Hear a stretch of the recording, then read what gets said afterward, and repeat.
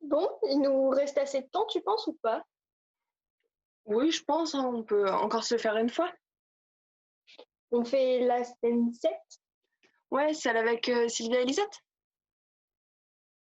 Allez, on règle nos comptes une dernière fois. Ouais. Je vous trouve admirable de ne pas le renvoyer tout d'un coup et de me faire essuyer les brutalités de cet animal-là. Pardi, Sylvia, je ne puis pas jouer deux rôles à la fois. Il faut que je paraisse ou la maîtresse ou la suivante, que j'obéisse ou que j'ordonne. Fort bien, mais puisqu'il n'y est plus, écoute-moi comme ta maîtresse. Tu vois bien que cet homme-là ne me convient pas. Tu n'as pas eu le temps de l'examiner beaucoup. Es-tu folle avec ton examen? Est-il nécessaire de le voir 2 fois pour juger du peu de convenance? En un mot, j'en veux pas. Apparemment que mon père n'approuve pas la répugnance qu'il me voit, car il me fuit et ne dit mot. Dans cette conjoncture, c'est à toi de me tirer adroitement d'affaire en témoignant tout doucement à ce jeune homme que t'es pas dans le goût de l'épouser. Je ne saurais, Sylvia. Vous ne sauriez. Et qu'est-ce qui vous en empêche? Ton père me l'a défendu. Il vous l'a défendu, mais je ne reconnais point à mon père ce procédé-là. Positivement défendu. Eh bien, je te charge de lui dire mes dégoûts et de l'assurer qu'ils sont invincibles. Je ne saurais me persuader qu'après cela, il veuille pousser les choses plus loin. Mais, Sylvia, le futur, qu'a-t-il donc de si désagréable, de si repoussant? Il me déplaît, je te dis, et ton peu de zèle aussi. Donne-nous le temps de voir ce qu'il est. Voilà tout ce qu'on nous demande. Je le hais assez sans prendre le temps pour le haïr davantage. Son cousin qui fait l'important ne t'aurait-il point gâté l'esprit sur son compte? La sotte. Son cousin a bien l'affaire ici. C'est que je me méfie de lui car il est raisonneur. Fini tes portraits, on n'en a que faire. J'ai soin que ce cousin me parle peu, et dans le peu qu'il m'a dit, il ne m'a jamais rien dit que de très sage.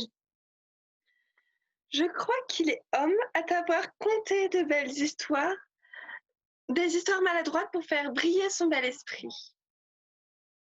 Mon déguisement ne m'expose-t-il pas à m'entendre dire de jolies choses? À qui en as-tu? D'où te vient la manie d'imputer à ce garçon une répugnance à laquelle il n'a point de part?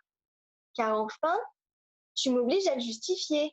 Il n'est pas question de le brouiller avec son cousin, ni d'en faire un fourbe pour me faire, moi, une sotte qui écoute ses histoires. Oh Sylvia, dès que tu le défends sur ce ton-là, et que cela va jusqu'à te fâcher, je n'ai plus rien à dire. Dès que je le défends sur ce ton-là, qu'est-ce que le ton dont tu dis cela toi-même? Qu'entends-tu par discours? Que se passe-t-il dans ton esprit? Je dis, Sylvia, que je t'ai jamais vu comme t'es, et que je conçois rien à ton erreur. Eh ben, si tu valait rien dit, à la bonne heure, hein. Faut pas t'emporter pour le justifier. Je te crois. Voilà, je m'oppose pas à la bonne opinion que t'en as, moi. Voyez-vous le mauvais esprit? Comme elle tourne les choses, je me sens dans une indignation qui va jusqu'aux larmes. En quoi donc, Sylvia? Qu'entends-tu? Quelle finesse entends-tu à ce que je dis? Moi, j'y entends finesse. Moi, je vous querelle pour lui. J'ai bonne opinion de lui. Bonne opinion, juste ciel. Bonne opinion. Que faut-il que je réponde à cela? Qu'est-ce que ça veut dire? À qui parles-tu? Qui est-ce qui est à l'abri de ce qui m'arrive? Où en sommes-nous? J'en sais rien. Mais je reviendrai longtemps de la surprise et tu me jettes. Voilà. Elle a des façons de parler qui me mettent hors de moi. Retire-toi, tu m'es insupportable. Laisse-moi, je prendrai d'autres mesures. Bon, pas Ouais, trop mal, hein? ouais, c'était bien. Faudra le refaire une dernière fois en condition vraiment. Oui, bien sûr, mais c'est pas mal. Mais c'est bien, je Ouais, suis ouais. d'accord.